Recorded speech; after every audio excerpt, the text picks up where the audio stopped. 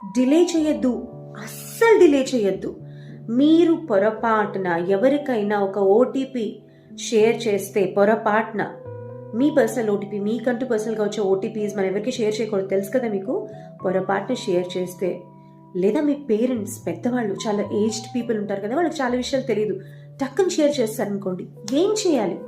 వెంటనే, ఇక్కడ టైం చాలా ఇంపార్టెంట్, ఇమ్మీడియట్గా తేరుకుని టెన్షన్ నుంచి 1930 అనే నంబర్కి డయల్ చేసి ఇలా పొరపాటు చేశాము అని వాళ్ళకి ఇన్ఫర్మేషన్ ఇవ్వండి. వెంటనే మీ బ్యాంక్ అకౌంట్ ఫ్రీజ్ చేస్తారు వాళ్ళు.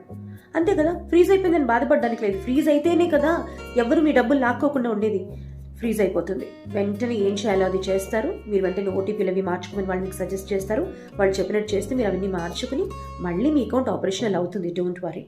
కానీ ఇది జరిగిందని బాధపడిపోతూ ఏం చెయ్యాలా అని డిస్కస్ చేసుకోకుండా, మీరు చేసినప్పుడు పెద్దవాళ్ళు చేసిన వెంటనే 1930 నెంబర్కి టక్కుని డయల్ చేయండి. వాళ్ళ సర్వీసెస్ తీసుకోండి, మీ అకౌంట్ ఫ్రీజ్ చేయించుకోండి. ఆ పరిస్థితిలో అదే కరెక్ట్.